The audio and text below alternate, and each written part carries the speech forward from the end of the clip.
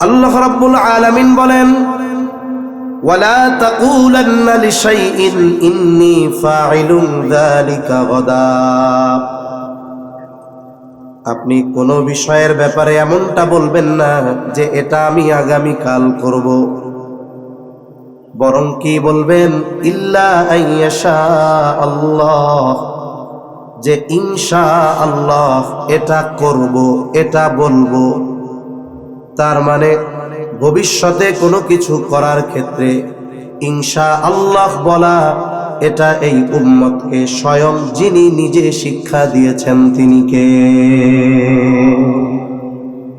এটা মুসলমানদের একটা পরিভাষা, যে ভবিষ্যতে কোনো ভালো কাজ করার ক্ষেত্রে সে বলবে ইনশাআল্লাহ। ওয়ায়াসআলুনাকা আনির রূহ, আল্লাহ তাআলা বলেন তারা আপনার কাছে জানতে চায়, তারা আপনাকে জিজ্ঞাসা করে রূহ কি জিনিস। আল্লাহ তাআলা বলেন কুলির রূহু মিন আমরি রাব্বি, আপনি বলে দেন রূহ হলো আমার রবের নির্দেশ, আমার রবের প্রত্যাদেশ, আমার রবের অর্ডার, আমার রবের ফরমান। স্বাভাবিক কথা হলো যেটা বস্তু তার ওজন আছে, যেটা বস্তু তার আকৃতি আছে, তার রং আছে, তবে রূহ এটা দেখতে কেমন, ধরতে কেমন, ওজন কেমন, রংটা কেমন, এটা নির্ণয় করার যোগ্যতা আল্লাহ তাআলা দুনিয়ার মানুষকে দেন নাই। এই জন্য সাথে সাথে আল্লাহ তাআলা এই কথাটা বলেন, হাবিব আপনি বলে দেন কুলির রূহু মিন আমরি রাব্বি, যে রূহ হলো আমার রবের নির্দেশ, আমার রবের প্রত্যাদেশ। সাথে সাথে আল্লাহ তাআলা বলেন ওয়ামা উতিতুম মিনাল ইলমি ইল্লা কালিলা। আমরা যদি জিজ্ঞাসা করি আল্লাহ এ রূহ দেখতে কেমন, রং কেমন, ওজন কেমন, আল্লাহ বলেন তোমাদের অতি সামান্য জ্ঞান দেওয়া হয়েছে। তাহলে আমাদেরকে আল্লাহ কি বলেন? অতি সামান্য জ্ঞান দেওয়া হয়েছে। কত সামান্য বলেন, আরো জোরে বলেন, কত সামান্য? অতি সামান্য। এখন এই অতি সামান্য যে কত অতি, এটা বোঝার মতো জ্ঞানও আমাদের নাই। কোরআনুল কারীমে কয়েকটা শিক্ষা সফরের ঘটনা আছে, এর মধ্যে একটা শিক্ষা সফর হলো হযরত মূসা আর খিজির আলাইহিমাস সালাম, এই দুইজনের সফরের ঘটনা আছে পবিত্র কোরআনুল কারীমের সূরা কাহাফের মধ্যে। ঘটনার শুরু থেকে বলা উদ্দেশ্য নয়, একটা অংশ বলা আমার মূল উদ্দেশ্য। একটা সময় মূসা আলাইহিস সালাম খিজির আলাইহিস সালামের শর্তগুলো মেনে নিলেন এবং খিজির আলাইহিস সালামের সাথে তিনি সফর শুরু করলেন। দুজনের সফর শুরু হয়েছে একটা নৌকায়, সমুদ্র বা অন্য একটা নদী, সমুদ্র পাড়ি দিবেন, নৌকায় উঠছেন দুইজন। সমুদ্রের বুক চিরে নৌকা ছুটে চলছে। এই মুহূর্তে একটা দৃশ্য দুইজনের চোখে ধরা পড়ল। ওনারা দুইজন দেখতে পেলেন সমুদ্রের মধ্যে একটা পাখি উড়ন্ত অবস্থায় ওই সমুদ্রের সাথে ঠোঁট লাগিয়ে পানি পান করতেছে। নদীপথে যারা সফর করেছেন, লম্বা সফর, এই ধরনের দৃশ্য অনেক সময় তাদের চোখে পড়তে পারে। বিশেষ করে এই শীতকালীন সময়ে বাংলাদেশের বিভিন্ন অঞ্চল থেকে সেন্ট মার্টিন ভ্রমণে যায় পর্যটকেরা, জাহাজে সফর করে। একটা দৃশ্য দেখার আশা সবার। যখন জাহাজ ছুটে চলে, জাহাজের পেছনে অনেক ধরনের পাখি উড়ে, গাংচিল উড়ে। পর্যটকেরা খাবার দেয়, উড়ন্ত অবস্থায় খাবারগুলো তারা নেয়। আবার অনেক সময় পানির তৃষ্ণা যখন তাদের আসে, উড়ন্ত অবস্থায় ডানা মেলে সমুদ্রের সাথে ঠোঁট লাগায়া পানি পান করে। এই দৃশ্যটা ওনারা দুইজন দেখছেন। এই দৃশ্যটা দেখবার পরে খিজির আলাইহিস সালাম মূসা আলাইহিস সালামকে বলে, ও ভাই মূসা, ওই যে দেখো ওই সমুদ্র থেকে পাখিটা তার ঠোঁট লাগিয়ে পানি পান করতেছে। খিজির আলাইহিস সালাম বলেন, ভাই মূসা, আল্লাহ তাআলার ইলম, আল্লাহ তাআলার জ্ঞান যদি গোটা সমুদ্রের সমস্ত পানির পরিমাণ হয়, তাহলে আল্লাহ তাআলার এই জ্ঞানের তুলনায় গোটা সৃষ্টি জগতের ইলম, গোটা সৃষ্টি জগতের জ্ঞান ওই পাখির ঠোঁটে লেগে থাকা পানির চাইতেও কম। আল্লাহর ইলম যদি গোটা সমুদ্রের পানির সমপরিমাণ হয়, আল্লাহর ইলমের তুলনায় গোটা সৃষ্টি জগতের ইলম হলো ওই পাখির ঠোঁটে লেগে থাকা এক ফোঁটা পানি তার চাইতেও কম। সুবহানাল্লাহ। তাহলে আমাদের জ্ঞান কত কম, এটা যে কত কম এটা বোঝার জ্ঞানও আমাদের নাই। তাহলে এবার আমার কথার দিকে যাই। আল্লাহ তাআলা রূহের পরিচয় দিলেন, ওয়ায়াসআলুনাকা আনির রূহ কুলির রূহু মিন আমরি রাব্বি। আল্লাহ তাআলা বলেন, তারা আপনার কাছে জানতে চায় রূহ কি জিনিস। আপনি তাদের জবাবে বলে দেন, রূহ হলো আমার রবের নির্দেশ। এখন বলেন তো, এই জায়গায় কি আল্লাহ তাআলা স্পেসিফিক ভাবে আলাদাভাবে নারী আর পুরুষের রূহের পরিচয় আলাদা আলাদা দিয়েছেন, নাকি নারী পুরুষের সবার রূহের পরিচয় একটা দিয়েছে? কয়টা? একটা। আর রূহ হলো মানুষের মূল, এই রূহের পরিচয় আল্লাহ দিয়েছেন একটা। এজন্য মৌলিকভাবে সৃষ্টিগতভাবে নারী আর পুরুষের মধ্যে এক্ষেত্রে কোনো পার্থক্য নেই। তবে হ্যাঁ, পার্থক্য আছে সৃষ্টিগত গঠনগত দিক দিয়ে। মানুষ আর নারী আর পুরুষের মধ্যে গঠনগত দিক দিয়ে পার্থক্য কি, এটা লম্বা ব্যাখ্যা করে বলার প্রয়োজন নাই। স্বাভাবিকভাবে একজন নারী সন্তান ধারণে সক্ষম, স্বাভাবিক সুস্থ নারী যিনি, যদি কোনো অসুস্থতা না থাকে তার দাড়ি উঠবে না, মোচ উঠবে না। পুরুষের দাড়ি উঠবে, মোচ উঠবে। এই ধরনের কিছু শারীরিক তারতম্য পার্থক্য যেটা সবাই আমরা বুঝি। এবার আসেন, শরীয়তের হুকুমগত দিক দিয়ে কোনো পার্থক্য আর তারতম্য আছে নাকি? বলে হ্যাঁ, শরীয়তের আমলের দিক দিয়ে কয়েকটা বিষয় একটু তারতম্য আছে। এক নাম্বার তারতম্য যেটা, আল্লাহ তাআলা একজন প্রাপ্তবয়স্কা নারীকে বালেগা হওয়ার পর থেকে নিয়ে 55-60 অথবা তার কিছু কম বেশি কারো ক্ষেত্রে যেই সময়গুলোতে সে প্রেগনেন্ট থাকে না অথবা কোনো অসুস্থতা থাকে না, এই সময় প্রতি মাসে তার 3 থেকে 10 দিনের একটা অসুস্থতা থাকে। বলে এই সময়গুলোতে আল্লাহ তাআলা তার জন্য নামাজকে মাফ করে দিয়েছে। এই অসুস্থতাকালীন সময় আল্লাহ তাআলা তার জন্য নামাজকে মাফ করে দিয়েছে। 2 নাম্বার যেই বিষয়টা নিয়ে সবচাইতে বেশি ইসলাম বিদ্বেষীদের মধ্যে চুলকানি, তারা বলতে চায় ইসলাম ওয়ারিসি সম্পদ বন্টনের ক্ষেত্রে নারীকে ঠকায়া দিয়েছে। নারীকে দিয়েছে পুরুষের অর্ধেক, আর পুরুষকে দিয়েছে নারীর দ্বিগুণ। ইসলাম বিদ্বেষী যারা, তারা এই বিষয়টাকে কেন্দ্র করে বলতে চায় ওয়ারিসি সম্পদ বন্টনের ক্ষেত্রে ইসলাম বেইনসাফি করেছে। নাউযুবিল্লাহ। তাহলে ইসলাম বিদ্বেষীদের অন্যতম এক আক্রমণ, তারা বলে ওয়ারিসি সম্পদে নারীকে ঠকানো হয়েছে, ইসলাম বেইনসাফি করছে। নাউযুবিল্লাহ বলেন। অথচ ইসলাম বেইনসাফি করে নাই, সমানের মধ্যে ইনসাফ না। যে যতটুকু প্রাপ্য অতটুকু দেওয়াই এটার নাম ইসলাম, এটার নাম ইনসাফ, এটাই দিয়েছে ইসলাম। সর্বপ্রথম কথা হলো, এই সম্পদ বন্টনের যেই নীতিমালা দুনিয়ার কোনো আইনের দ্বারা সাব্যস্ত হয় নাই। এই আইন যার, তিনি কে? আল্লাহ তাআলা বলেন, ইউসিকুমুল্লাহু ফি আওলাদিকুম লিযযাকারি মিসলু হাযযিল উনসায়াইন। আল্লাহ রাব্বুল আলামিন বলেন, তোমাদেরকে ইউসিকুমুল্লাহ, আল্লাহ তাআলা ওসিয়ত করতেছেন, ফি আওলাদিকুম, তোমাদের সন্তানদের ব্যাপারে, লিযযাকারি মিসলু হাযযিল উনসায়াইন, ছেলে পাবে 2 জন কন্যার সমপরিমাণ। তার মানে ছেলে যতটুকু পাবে মেয়ে তার অর্ধেক পাবে। এই ফয়সালা, এই সিদ্ধান্ত আল্লাহর। এখন কথা হলো, যুক্তিবাদ অন্য কিছু বাদ, সর্বপ্রথম এই সম্পদ বন্টনের ফয়সালা যেহেতু আল্লাহর, এই জায়গায় তারতম্য করার ক্ষমতা দুনিয়ার কারণে। এখন যদি কেউ যুক্তির আলোকে আসে আর বাস্তবের আলোকে আসে, যুক্তির দিকে যদি হিসাব করা হয়, তাহলে নারীদেরকে যে ছেলেদের অর্ধেক দেওয়া হয়, এটাও দেওয়া ঠিক না। এখন মা বোনরা রাগ হয়ে যাইতে পারে, কি কয় হুজুর আমাদের দেওয়া ঠিক না? বলে যুক্তি তো বাদ, ফয়সালা তো আল্লাহ, এটা কথার কথা। কেন দেওয়া ঠিক না?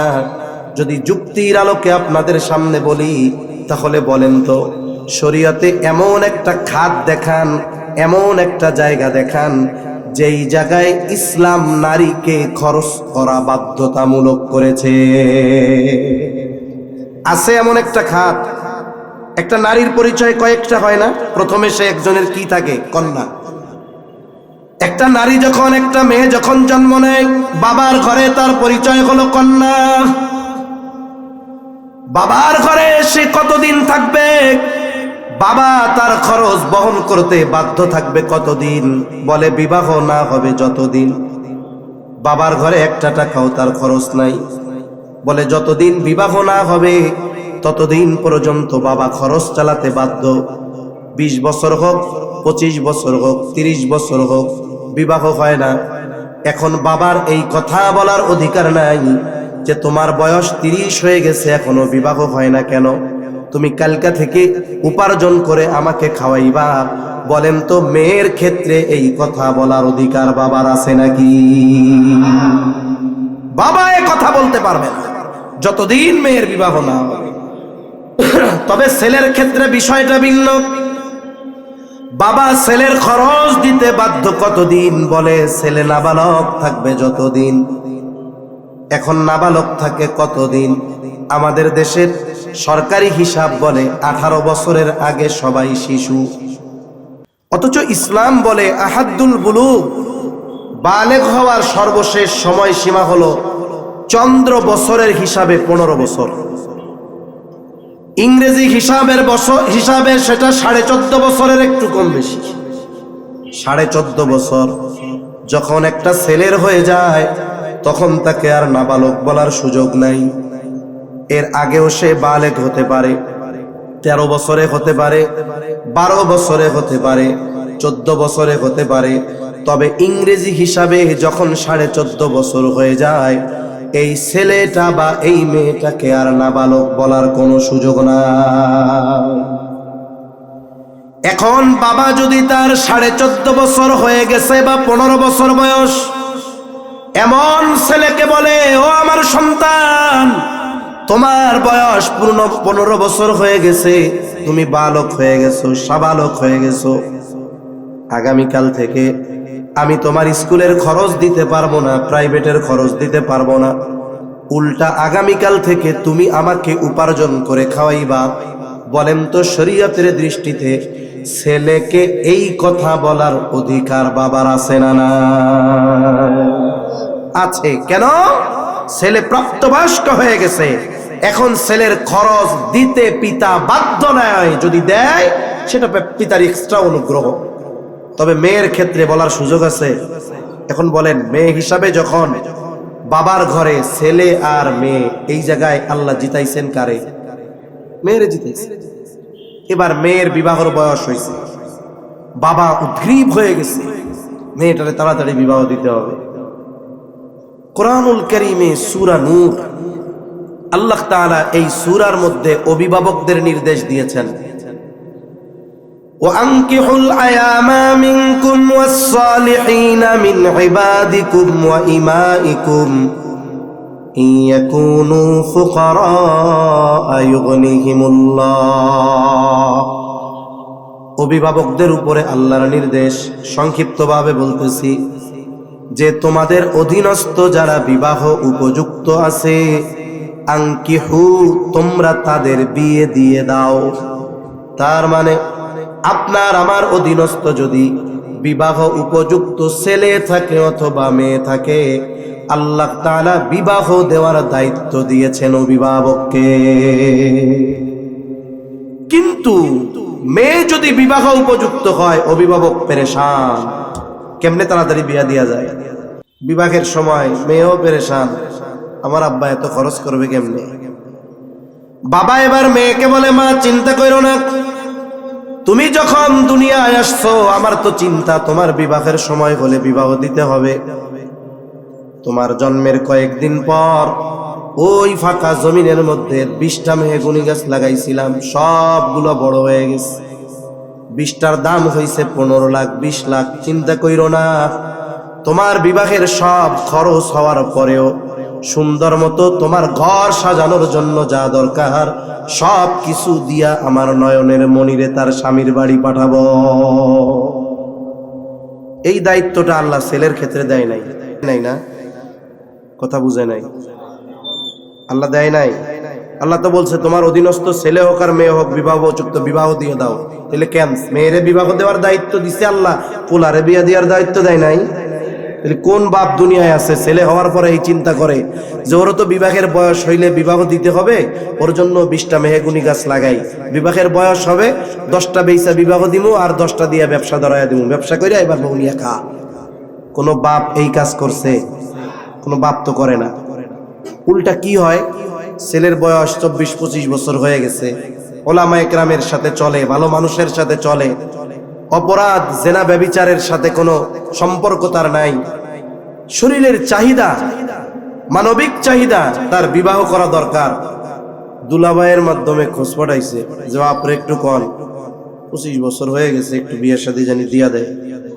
যেই প্রস্তাব দিছে বাবার কাছে দুলাভাই এখনো নিজের ভাইয়ে দাঁড়াইতে পারলো না, বিয়া করে খাওয়াইবো কি? বলে কি বলে না? এরপরে মনে করেন ব্যবসা বাণিজ্য একটা ধরছে, দোকান টোকান নিছে, এবার বলে দুলাভাই এবার তাহলে বিয়াটা দিতে গেল। আরে বাবা 25 বছর বসাইয়া বসাইয়া খাওয়াইলাম, 5 দিন দোকান না দিতেই বিয়া করতে চায়। আমাদের আগে 5 বছর খাওয়াইতে খাও, এরপরে বিয়া শাদী করবে। বলে কি বলে না? অথচ দায়িত্ব কি ছিল? অভিভাবক বিবাহ দিয়ে দিবে। তাহলে এই যে ছেলে মেয়ে বিবাহ করানো বা দেওয়ার ক্ষেত্রে এই জায়গায়ও বাবারা ছেলেদের ঠকায়, মেয়েদের জিতায় দেয়, ঠিক কিনা বলে? এখন বিবাহ হবে মেয়ের, দুনিয়ার সবচাইতে বড় শিক্ষিত ছেলে আসছে, চেহারা টল ফিগার সব সুন্দর। এখন মেয়ের বাবাকে বলতেছে যে আপনার মেয়েকে আমি বিবাহ করতে রাজি আছি, একটা শর্ত আছে। কি শর্ত? যে আমি যেহেতু এত যোগ্যতা সম্পন্ন ছেলে, আপনারাও আমাকে পছন্দ করেছেন, আপনাদের মেয়েও আমার পছন্দ হয়েছে, বিয়া করতে রাজি, তবে বিয়ার পরে সব খরচ আপনার মেয়ের, সব খরচ আপনার চালাইতে হবে। এই প্রস্তাব উনি যত বড় শিক্ষিত আর সুন্দর ছেলে হোক না কেন যদি দেয়, লাঠি একটা নিয়ে কবি ভাগলি, নাহলে কিন্তু পিড়ায় ঠ্যাং ভেঙে ফেলবো, ভাগ, তোর মতো বলার লগে আমার মেয়ে বিয়া দিব না। তাহলে যখন কন্যার বিবাহ হবে, বিবাহের ক্ষেত্রে 1 নাম্বার গুরুত্বপূর্ণ বিষয়গুলোর মধ্যে অন্যতম একটি বিষয় হলো দেনমোহর ধার্য করা হয়। বলে এটার হক হলো মেয়েকে দেনমোহর দিতে হবে। সাথে সাথে বিবাহ পরবর্তীকালীন সময় থেকে নিয়ে তার খাদ্য, বস্ত্র, চিকিৎসা, বাসস্থান যত কিছু দরকার সব কিছুর প্রয়োজন মেটানোর প্রতিশ্রুতি দিবে। এরপরেই ওই কন্যাকে তার হাতে তুলে দেওয়া হয়।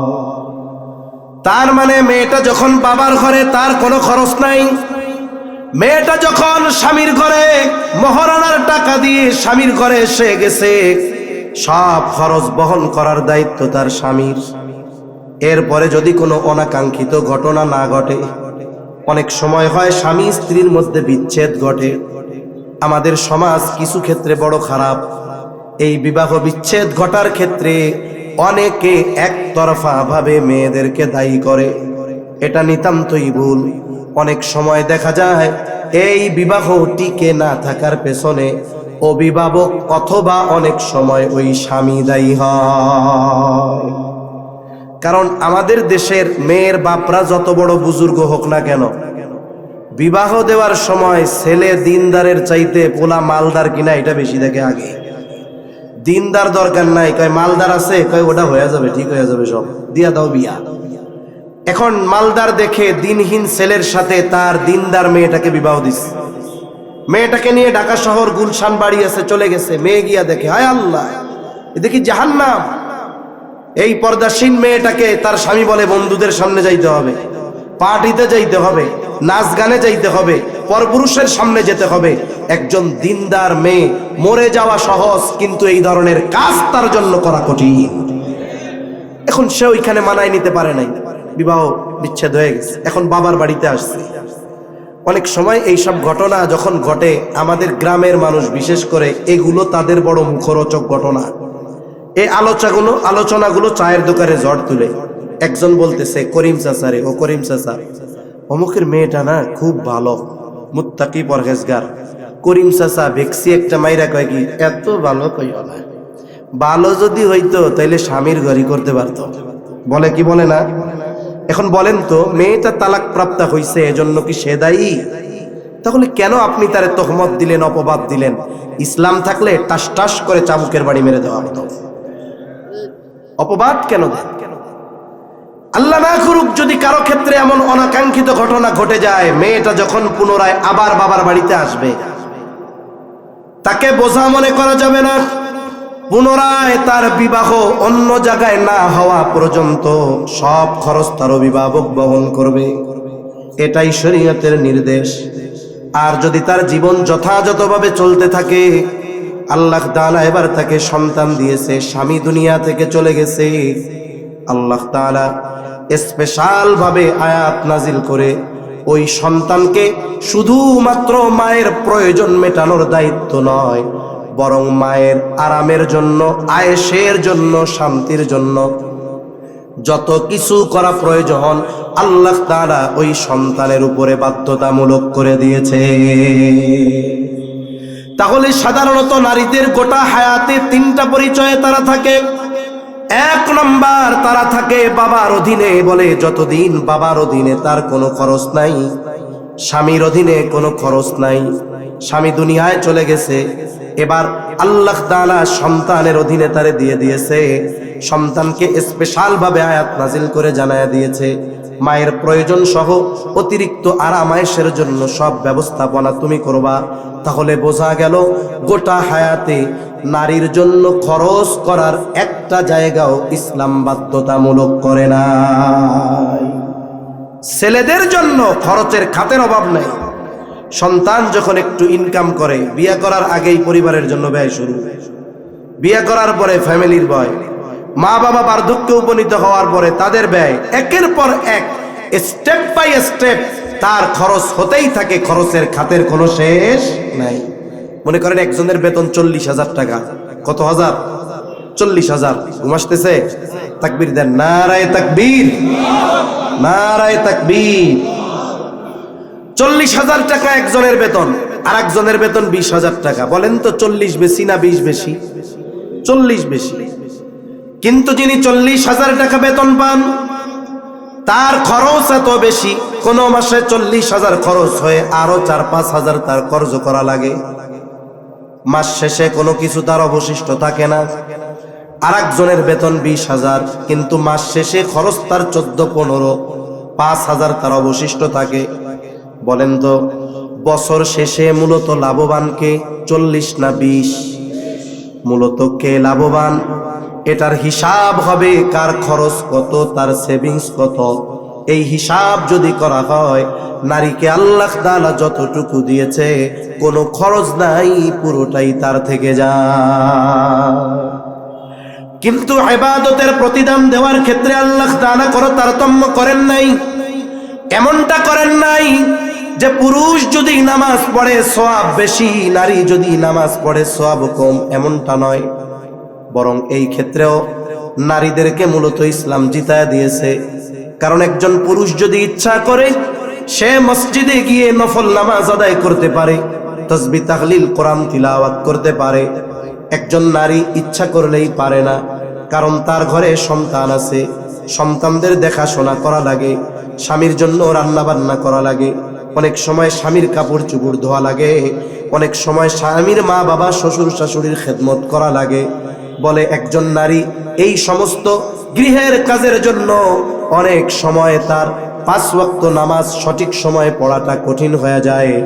বুজুর্গানে দিন বলেন, কোন নারী যদি তার এই ঘরের কাজগুলো আল্লাহর সন্তুষ্টির জন্য করে, সন্তান লালন পালন করে আল্লাহর সন্তুষ্টির জন্য, শ্বশুর শাশুড়ির খেদমত করে আল্লাহর সন্তুষ্টির জন্য, স্বামীর জন্য রান্না করে কাপড় ধুয়ে দেয় আল্লাহর সন্তুষ্টির জন্য, তাহলে এই ধরনের কর্মগুলাও তার আমল নামায় কবুল নফল ইবাদত হিসাবে যোগ হয়ে যায়।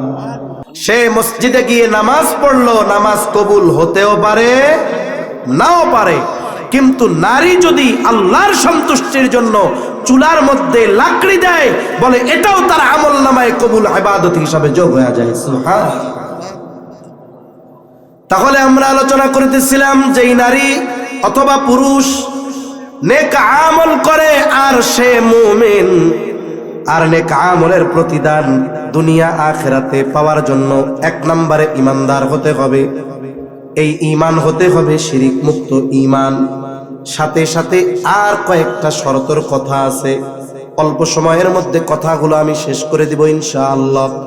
ঈমানের সাথে সাথে আর কয়েকটা শর্ত আছে, এই শর্তগুলো ঠিক রেখে যদি কোনো নারী পুরুষ আমল করে, মনে রাখতে হবে এক নম্বর শর্ত হলো শিরিক মুক্ত ঈমান, দুই নম্বর শর্ত হলো ইখলাস। তার মানে যেই আমলটা সে করবে দুনিয়ার কোনো মানুষকে দেখানোর জন্য করবে না, ওই আমলটা একমাত্র যাকে দেখানোর জন্য করবে তিনি কে? যে কোনো আমল এটার একমাত্র হকদার কে? আমলের হকদার আল্লাহ। যদি দুনিয়াতে কেউ মানুষকে দেখানোর জন্য আমল করে, ওই আমল হয় জাল আমল। ওই আমল কি আমল হয়? জাল আমল। মনে করেন একজন ব্যক্তি 1 লক্ষ টাকার একটা বান্ডিল নিয়ে ব্যাংকে গেছে, সে জাল টাকার কারবারি করে সে চিন্তা করছে এর মধ্যে 50টা জাল নোট ঢুকায়া দিব, কোনো মতে যদি ওই টাকার পরিমাণটা আমার অ্যাকাউন্টে লেখা দিতে পারি, তাহলে ওই 50,000 টাকার জাল নোটগুলো বৈধতা পেয়ে গেল। কিন্তু মেশিন, ব্যাংকের অফিসগুলো এখন বড় ডিজিটাল আধুনিক, টাকা গোনার জন্য ব্যাংকের মধ্যে মেশিন আছে না নাই? এই মেশিন শুধু টাকা গুনে এমনটা নয়, বরং এই মেশিন টাকা অরিজিনাল না নকল সেটাও বলে দেয়।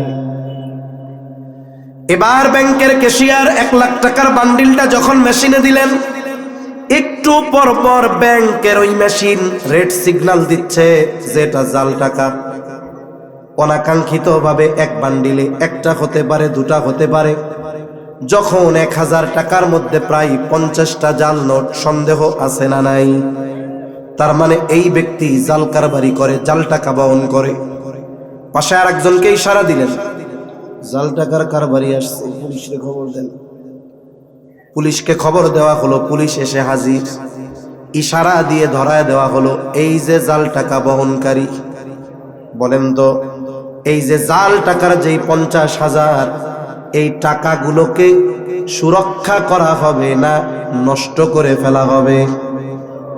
তাহলে জাল টাকা যদি কারো কাছে পাওয়া যায়, 1 নম্বরে ওই জাল টাকাকে নষ্ট করে ফেলা হয়, 2 নম্বর জাল টাকা বহন করার কারণে তাকে শাস্তি দেওয়া হয়। এই দুনিয়ায় আমরা যত আমল করি, আমাদের আমলটাও ওই রকম। কারো আমল 1 নম্বর, কারো আমল 2 নম্বর। একই মসজিদে একই ইমামের পেছনে নামাজ পড়ে, কারোটা আসল, কারোটা নকল। কিন্তু পাবলিক তো বুঝে না, মেশিনে দিলে ধরা খায়। বলে এই দুনিয়ায় আমরা যত আমল করব, সব আমল আল্লাহর সামনে হাজির করা হবে, আল্লাহ তাআলার সামনে হাজির করা হবে সব আমল। আল্লাহর কুদরতি মেশিনে এই আমলগুলো জানায় দিবে কোনটা আসল আর কোনটা নকল। আল্লাহ তাআলা বলেন, ওয়াকাদিমনা ইলা মা আমিলু মিন আমালিন ফাজআলনাহু হাবাআম মানসুরা। আল্লাহর সামনে আমাদের সব আমল হাজির করা হবে, যেই আমলগুলো আল্লাহর জন্য সেগুলোই অবশিষ্ট থাকবে। বাকি আমলগুলোকে আল্লাহ তাআলা নিশ্চিহ্ন ধুলায় পরিণত করবেন। কোরআনের ভাষায় এটাকে বলা হয় আল হাবাউল মানসুর। আল হাবাউল মানসুরে আল্লাহ পরিণত করবে। আল হাবাউল মানসুর কাকে বলে? একটা উদাহরণ দিলে বুঝতে সহজ হবে। আপনাদের অনেকের হয়তো এখনো টিনের বাড়ি আছে, টিনের ঘর আছে, টিনের চাল দেওয়া ঘর। যদি কোনো পাটাতন বা কোনো কিছু না দেওয়া থাকে, সরাসরি নিচ থেকে চালটা দেখা যায়। অনেক সময় টিনের বাড়ি যাদের দেখা যায় স্ক্রুপ উঠে গেছে, স্ক্রুপ যেই জায়গায় থাকে সেই জায়গাটা ছিদ্র। প্রচন্ড রোদ, দুপুরবেলা টিনের চালের উপরে যখন রোদ পড়ে, ঘরের দরজা জানালা যদি আটকানো থাকে, ওই টিনের চালের উপরে যখন রোদ পড়ে, ওই ছিদ্র দিয়ে রোদটা যখন ঘরের মধ্যে ঢুকে, ওই রোদের যেই আলো রশ্মি, ওই আলোর মধ্যে অগণিত ময়লা উঠতে দেখা যায়। দেখছেন কেউ আপনারা? এই জায়গায়ও ওই ময়লা আছে, কিন্তু আমরা দেখতেছি না খালি চোখে। যদি কারো কাছে বিদেশি টর্চ লাইট থাকে, মারার সাথে সাথে আলোর যে ওই রেখা, ওর মধ্যে দেখা যাবে আরে ময়লা আর ময়লা। মুফাসসিরিনে কেরাম বলেন, আল্লাহ তাআলা আমলগুলাকে ওই ধরনের ধুলায় পরিণত করবেন কেমন যেন সে কোনো আমলই করে নাই। জাল আমল, জাল টাকার কোনো দাম আছে? এটা কোনো টাকাই না। ওই ধরনের আমল যেটা আল্লাহর জন্য না, সেটা কোনো আমলই না।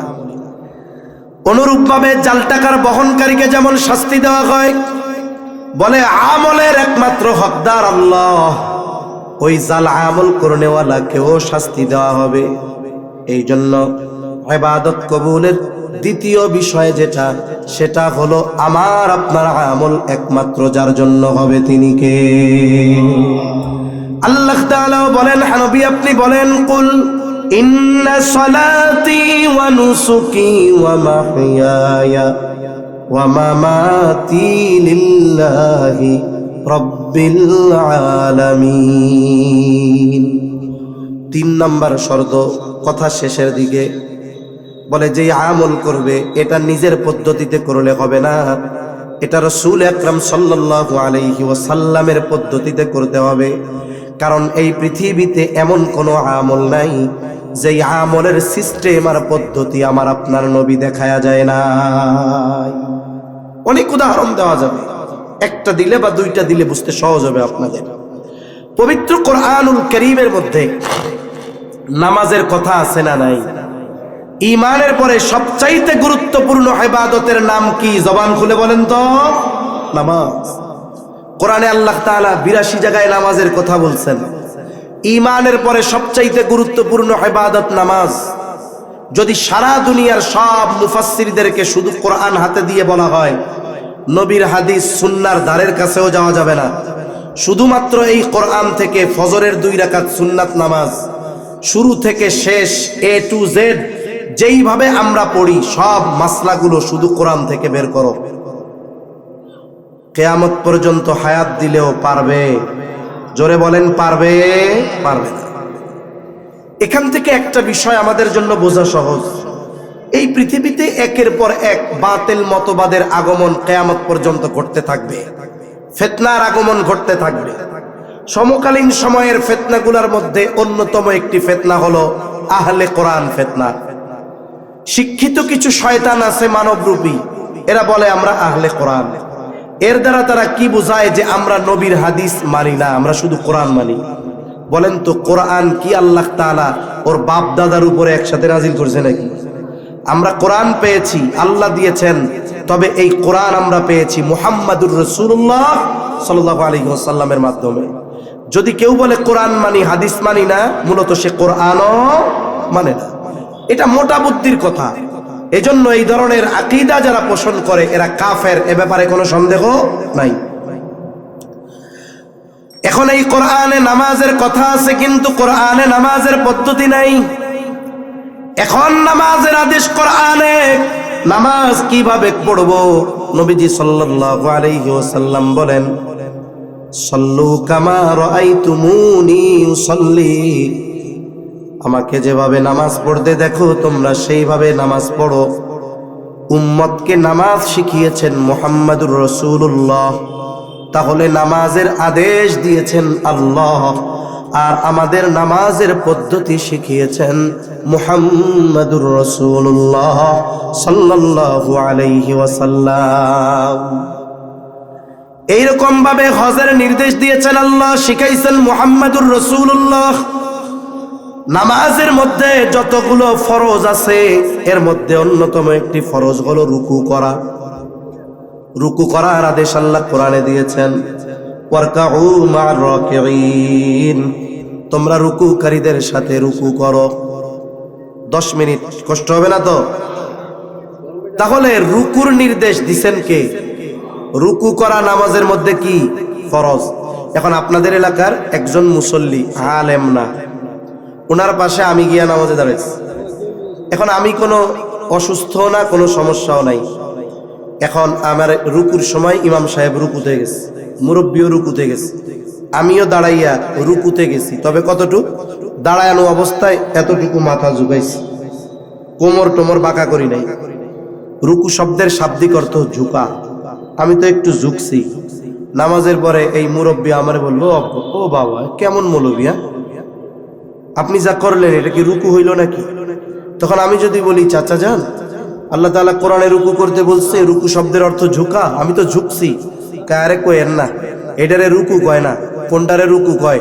বলে পুরা একেবারে দর মতো হয়ে যাইতে হবে, এরকম ডালের মতো হয়ে যাইতে হবে, এমন ভাবে কোমর বাঁকা করতে হবে, মাথা আর পিঠ সমান হয়ে যাইতে হবে, এই রেটে এইটারে রুকু কয়। আমি যদি ওই চাচারে বলি, চাচা এটা যে এইভাবে রুকু করতে হয়, এই রুকুর কথা আল্লাহ কইছে কোরআনে, ঝুঁকো, তবে এতটুক ঝুঁকতে হবে, শিখছেন কোথার থেকে? আমার কে বউ মৌলবী, এটা আমাকে নবী শিখাই দিছে না? ঠিক কিনা বলেন? তাহলে রুকুর আদেশ আছে, ঝুঁকার আদেশ আছে, কতটুকু ঝুঁকতে হবে, কিভাবে ঝুঁকতে হবে, কতটুকু থাকতে হবে, কোরআনে আল্লাহ বলেন নাই, শিখিয়েছেন আমাদেরকে। সেজন্য সুন্নাহবিহীন কোনো ইবাদত আল্লাহর কাছে কবুল হবে না।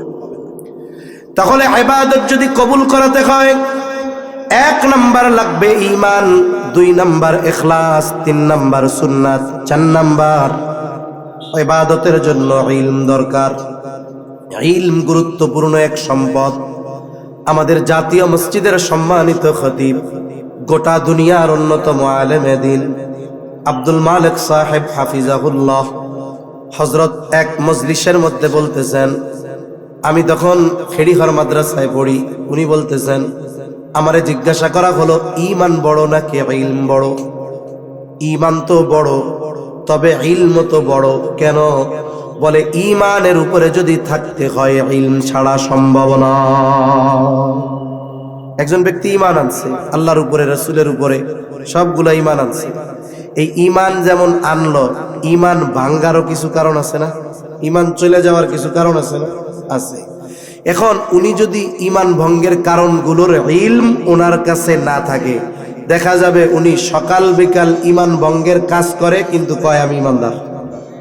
তাহলে ইলম যদি না থাকে, ঈমানও চলে যাওয়ার আশঙ্কা আছে। ইলম যদি না থাকে, আমল নষ্ট হয়ে যাওয়ার আশঙ্কা আছে। কেন?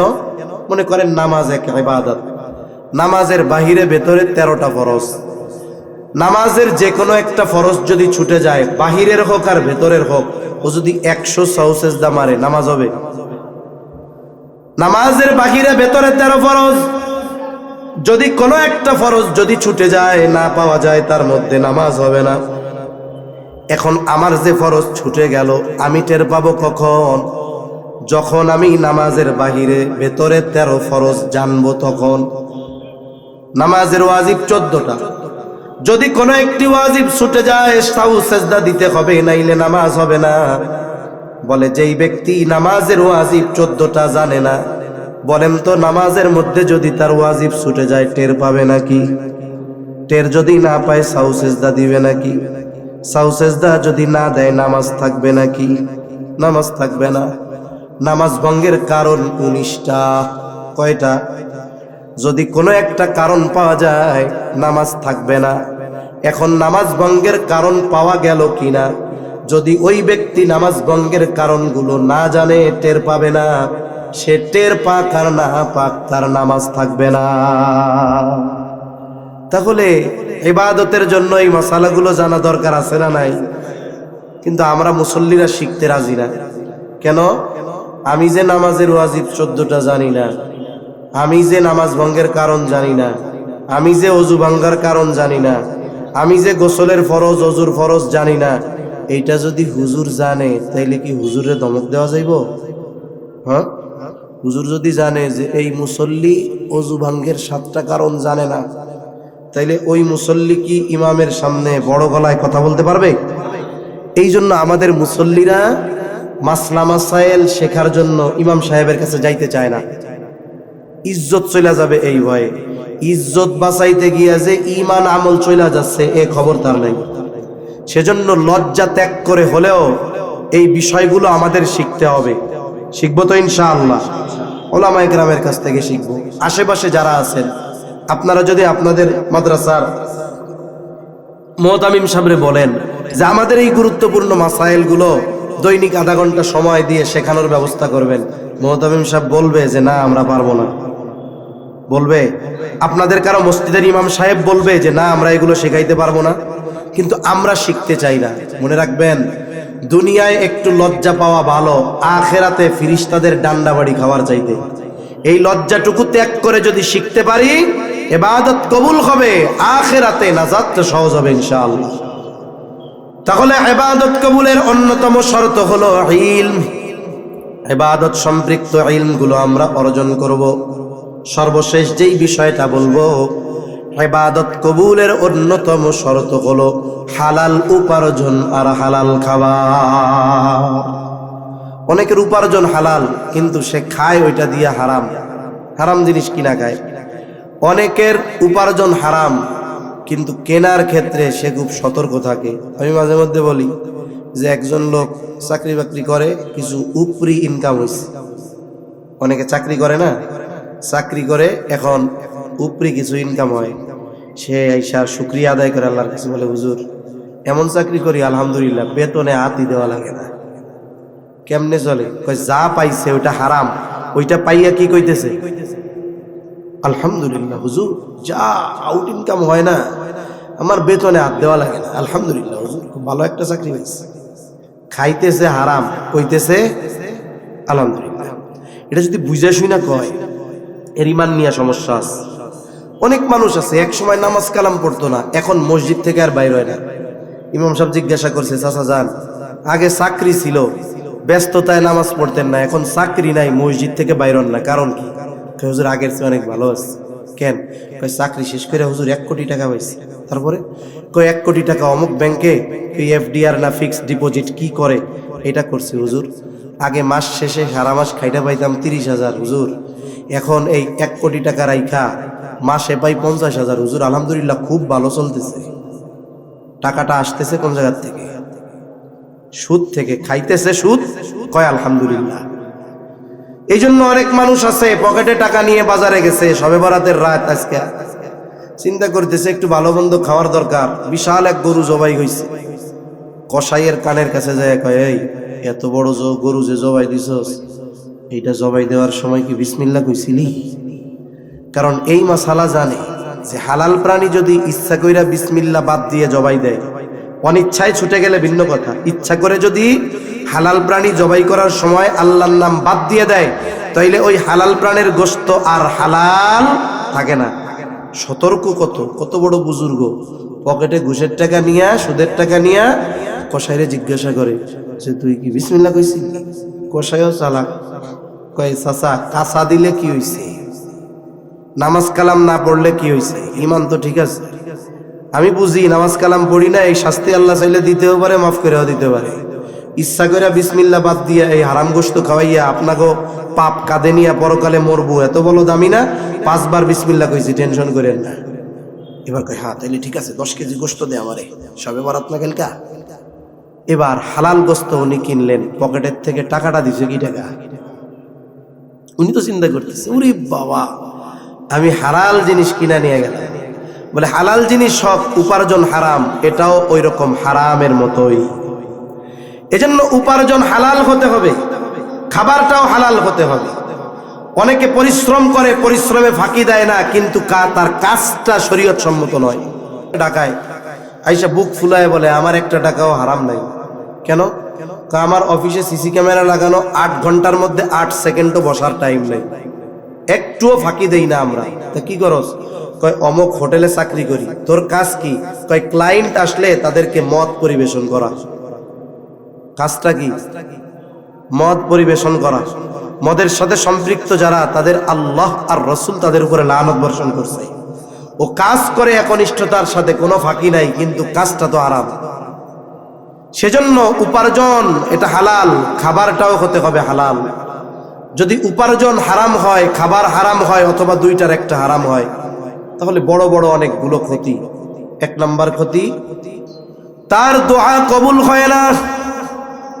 হারাম যে খায়, হারাম উপার্জন করে, হারাম টাকার পোশাক গায়ে দেয়, তার দোয়া কবুল হয় না। এক ব্যক্তি, লম্বা হাদিসের অংশ শোনাই আপনাদের। এক ব্যক্তি লম্বা পথ পাড়ি দিয়ে উস্কু খুস্কু ক্লান্ত বদনে বাইতুল্লাহর গিলাফ ধরে একেবারে বিনয় আর একাগ্রতার সাথে আল্লাহ তাআলার কাছে দোয়া করতেছে। সাহাবা একরাম এই ব্যক্তির দোয়ার অবস্থা দেখে সুনিশ্চিত যে আল্লাহ তাআলা এই ব্যক্তির দোয়া ফিরাইয়া দিবেন না। তারা সুনিশ্চিত দোয়া কবুল হবেই। কিন্তু ওই ব্যক্তির বাস্তব অবস্থা আল্লাহ তাআলা নবীজিকে জানায়া দিলেন। সাহাবা একরামকে নবীজি বললেন, শোনো, ওই ব্যক্তির দোয়া আল্লাহ কেমনে কবুল করবে? যার খাবারটা হারাম দিয়ে গঠিত আর গায়ের পোশাক যারা হারাম, তার দোয়া আল্লাহ কেমনে কবুল করবে? দুই নাম্বার, যারা হারাম খায়, হারাম উপার্জন করে, আল্লাহ তাআলা তাদের ইবাদত কবুল করেন না। আল্লাহ তাআলা প্রত্যেকটি নবী রাসূলকে ইবাদত করার আগে নির্দেশ দিয়েছেন। আল্লাহ তাআলার নির্দেশ, আপনারা পবিত্র খান। ইয়া আইয়ুহার রাসূল কুলু মিনাত তাইয়্যিবাত ওয়া'মালু সালিহা। হে রাসূলগণ, আপনারা পবিত্র খান। পবিত্র তার মানে যেটা খাবেন এটা যেন হালাল টাকা দিয়ে কেনা হয়, আবার যেটা খাবেন শুধু হালাল টাকা নয়, ওই খাবারটাও যেন হালাল হয়, পবিত্র হয়। এরপরে আল্লাহ তাআলা বলেন ওয়া'মালু সালিহা, এরপরে আমলে সালেহ করেন। উলামায়ে কেরাম বলেন, যার খাবার পবিত্র নয়, যার খাবার হালাল নয়, তার ইবাদত আল্লাহর কাছে কবুল হয় না। তিন নাম্বার বড় ক্ষতি, নবীজি সাল্লাল্লাহু আলাইহি ওয়াসাল্লাম বলেন, লা ইয়াদখুলুল জান্নাতা জাসাদুন গুদিয়া বিল হারাম। হারাম ভক্ষণকারীর শরীর জান্নাতে প্রবেশ করবে না। এই তিনটা ক্ষতি একটা মানুষের সবচেয়ে বড় ক্ষতি হওয়ার জন্য যথেষ্ট। এক নাম্বার, হারামের সাথে যারা সম্পৃক্ত, হারাম উপার্জন, হারাম খায়, তাদের দোয়া কবুল হয় না, তাদের ইবাদত কবুল হয় না। তিন নাম্বার, তারা জান্নাতে যেতে পারবে না।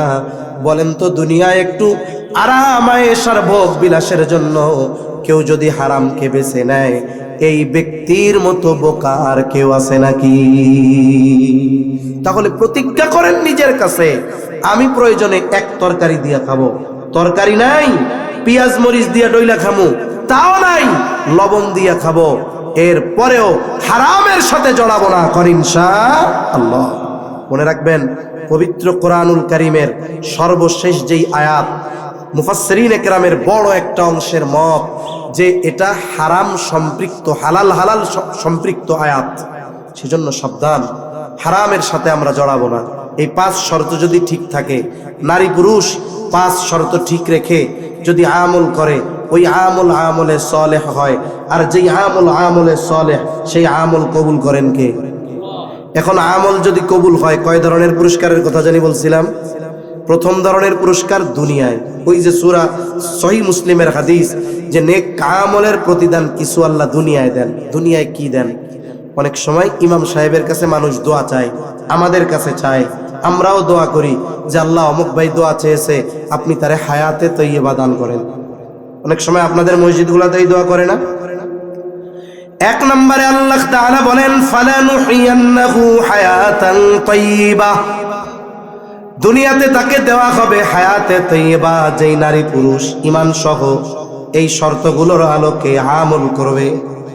এক নম্বরে পবিত্র জীবন দেওয়া হবে। পবিত্র জীবনের ব্যাখ্যা আব্দুল্লাহ ইবনে আব্বাস রাদিয়াল্লাহু তাআলা আন, হযরত আলী রাদিয়াল্লাহু তাআলা আন, প্রখ্যাত মুফাসসির মুজাহিদ রাহমাতুল্লাহি আলাইহি, ওনাদের সম্মিলিত কওলগুলো শোনাই যে হায়াতে তৈয়বার এর ব্যাখ্যা হলো আল্লাহ তাআলা তাকে শান্তিময় পবিত্র জীবন দান করবে। শান্তিময় পবিত্র জীবন, মনে রাখতে হবে, একটা হলো সুখ আর একটা শান্তি। সুখ হলো আসবাবের সাথে সম্পৃক্ত। একটা সময় আপনাদের মনে করেন রংপুর হাইটা যাওয়া লাগতো, আর একটা সময় নৌকায় যাওয়া লাগতো, এক সময় এলাকায় গরম লাগলে ফ্যান ছিল না, হাত পাখা বাইরানো লাগতো। আর এখন আরাম কত, বলে আরামের বিছানা আছে, এসি আছে, গরমের দিন ওইটা ঠান্ডা বাতাস দেয়, শীতের দিন গরম বাতাস দেয়, বিছানা ল্যাপ তোষক সব ঠিক আছে, এগুলো সুখের আসবাব।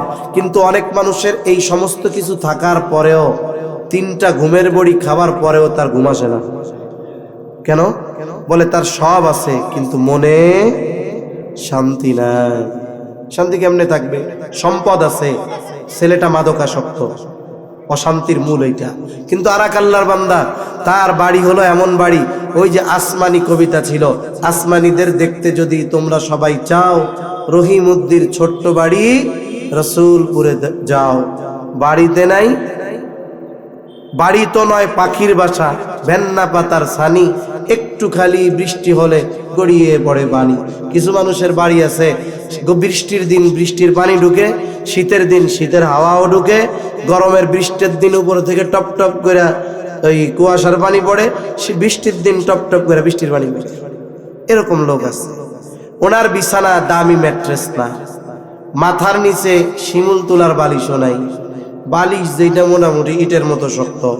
কিন্তু ওনার 2টা ছেলে, একটা মেয়ে, স্ত্রী মুত্তাকি পরহেজগার, 2টা ছেলে হাফেজে কোরআন মাওলানা পড়তেছে, মেয়েটা হাফেজা হইছে, সে দিন শেখার জন্য এখনো মাদ্রাসায় আছে, বা অথবা এক জায়গায় নেককার ছেলের সাথে বিয়া দিয়ে দিছে। এই লোকের এমন অবস্থা যে বলে গরমের দিন বাড়ি ফ্যানও নাই, শীতের দিন দামি পশমওয়ালা কম্বলও নাই। কিন্তু আল্লাহ তাআলা ওই শক্ত ইটে মাথা দিয়া যখন শয়, একটু পরে ঘুমের ঠেলায় নাক ডাকা শুরু করে। আছে না নাই? সুখের আসবাব নাই, কিন্তু কি আছে? শান্তি আছে। টাকাওয়ালারা শান্তি কিনতে চায়, আর আমরা যারা মোটামুটি শান্তিতে আছি, আমরা ওই অবস্থা দিয়ে কই আল্লাহরে আমার কিছু নাই। ওরা আমাদেরটা চায়। আল্লাহ বলেন পবিত্র এক শান্তিময় জীবন দেওয়া হবে। হায়াতে তৈয়বার এক ব্যাখ্যা, আর এক ব্যাখ্যা অমুখাপেক্ষী জীবন দেওয়া হবে। অমুখাপেক্ষী তার মানে সে দুনিয়ায় চলবে, আল্লাহ এমন ভাবে চালাবে যে দুনিয়ার মানুষের কাছে হাত পাতা লাগবে না। তার যেটা প্রয়োজন, এই প্রয়োজন মেটানোর জিম্মাদারি কে নিবে? আল্লাহ নিবে।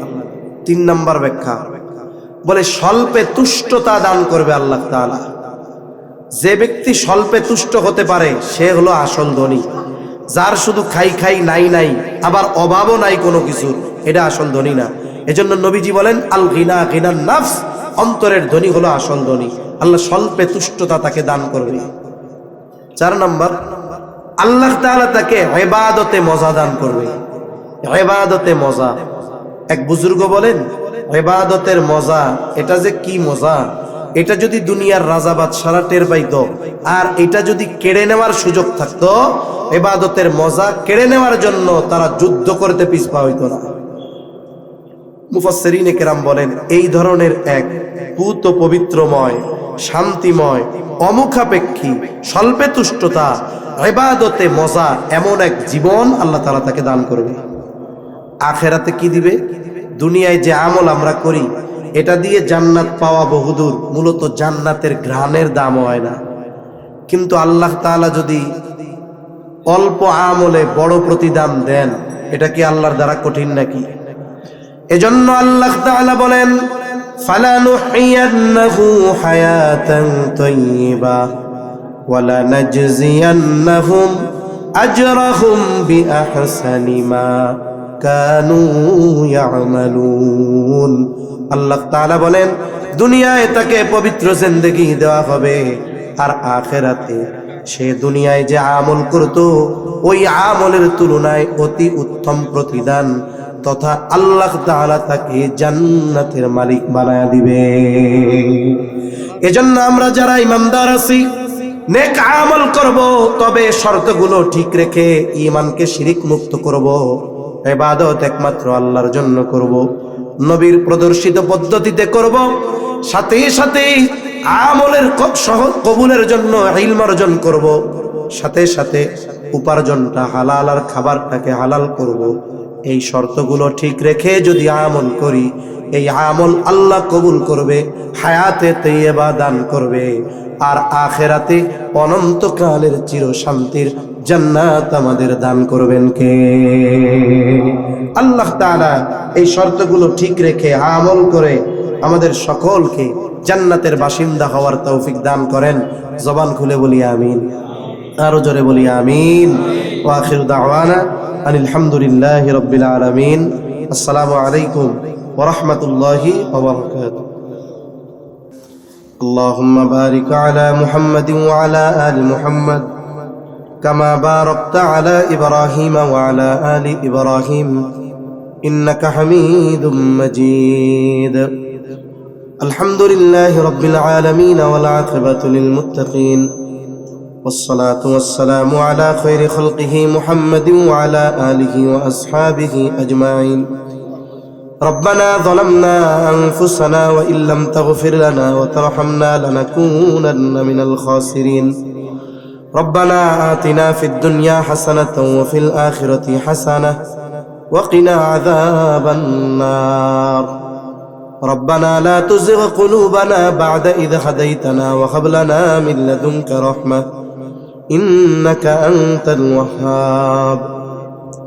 وأفوض أمري إلى الله إن الله بصير بالعباد. حسبنا الله ونعم الوكيل نعم المولى ونعم النصير.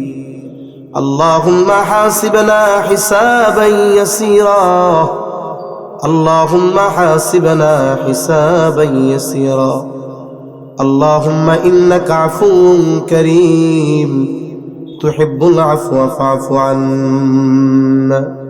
রব্বুল আলামিন দীর্ঘ রাত পর্যন্ত দিনী আলোচনার পরে গুনাহ মাখা হাত আমরা তুলে ধরেছি। হায় আল্লাহ, রাত যত গভীর হয় দুনিয়ার মানুষের দরজাগুলো বন্ধ হয়ে যায়, আর রাত যত গভীর হয় আপনার রহমতের দুয়ার তত উন্মোচিত হয়। আমরা গুনাহগার, আপনি গফফার। আমরা গুনাহ করতে ভালোবাসি, আপনি ক্ষমা করতে ভালোবাসেন। আপনি আপনার গফুর গফফার রহিম রহমান নামের ওসিলায় যে যেখান থেকে হাত উঁচু করেছে আমাদের বিগত জীবনের সব ধরনের গুনাহগুলো মাফ করে দেন। আয় আল্লাহ, আমাদের আত্মীয় স্বজন দেশ বিদেশে যে যেখানে আছে মাফ করে দেন।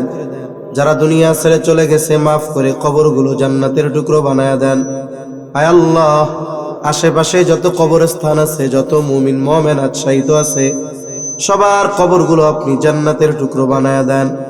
আয় আল্লাহ, খাস করে মালিক আজকের মাহফিল আপনি কবুল করে নেন।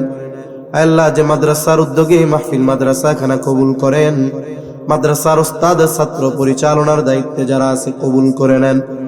আয় আল্লাহ, মাদ্রাসার মোহাব্বতে যে যেভাবে সহযোগিতা করেছে সকলের সকল প্রকার সাহায্য সহযোগিতা আপনি কবুল আর মঞ্জুর করে নেন। মাদ্রাসার যত প্রয়োজনীয়তা আছে গায়বী খাজানা থেকে মিটায় দেন। আয় আল্লাহ, এই মাদ্রাসা সহ তামাম দুনিয়ার সকল মাদ্রাসাগুলো সকল ষড়যন্ত্র চক্রান্ত থেকে হেফাজত করেন রব্বুল আলামিন। আয় আল্লাহ, এই মাদ্রাসা দাওরায়ে হাদিস পর্যন্ত করার ইচ্ছা, আয় আল্লাহ আপনি সকল কিছুর আঞ্জাম সহজ করে দেন রব্বুল আলামিন। যারা অসুস্থ আছে সুস্থতা দান করেন আল্লাহ।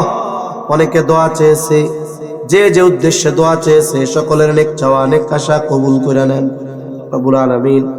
আমিও অনেক অসুস্থ আল্লাহ, আয় আল্লাহ আপনি আমাকে সুস্থতা দান করেন রব্বুল আলামিন।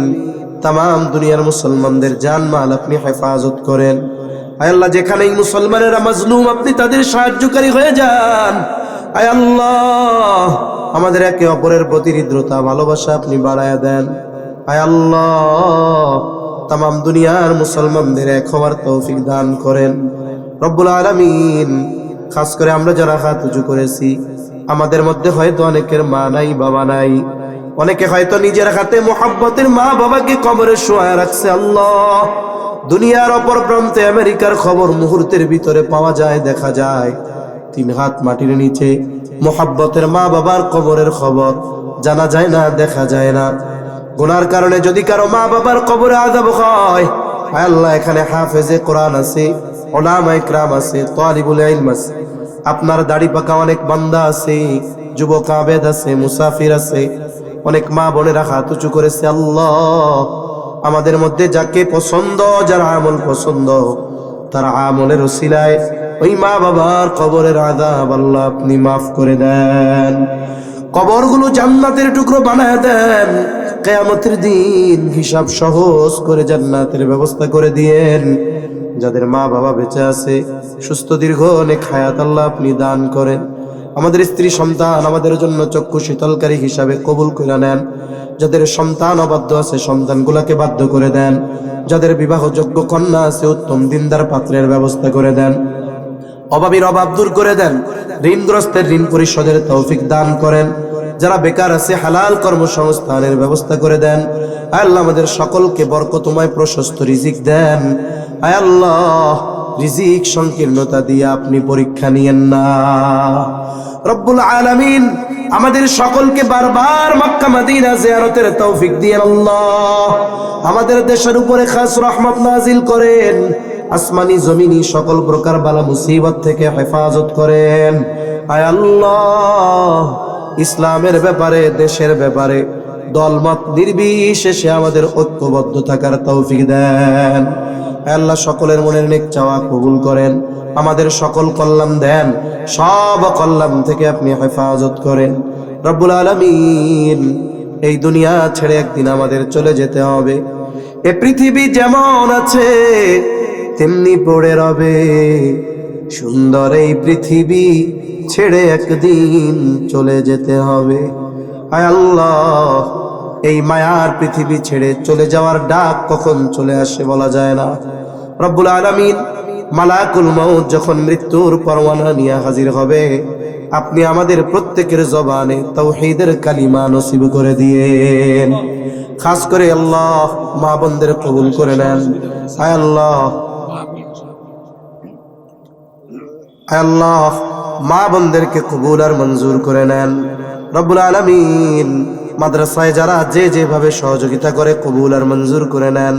আয় আল্লাহ, আমাদেরকেও সকল প্রকার পাপাচার অনাচার থেকে বেঁচে থাকার তৌফিক ও হিম্মত আপনি দান করেন। রব্বুল আলামিন, মৃত্যু তো হবেই, আপনি আমাদেরকে শাহাদাতের মৃত্যু দান করেন। আল্লাহুম্মা রযুকনা শাহাদাতান ফি সাবিলিক ওয়াজআল মাউতানা বিবালাদি রাসূলিক। রব্বানা হাব লানা মিন আজওয়াজিনা ওয়া যুররিয়াতিনা কুররাতা আ'য়ুন ওয়াজআলনা লিল মুত্তাকিনা ইমামা। রব্বিরহামহুমা কামা রব্বায়ানি সগীরা।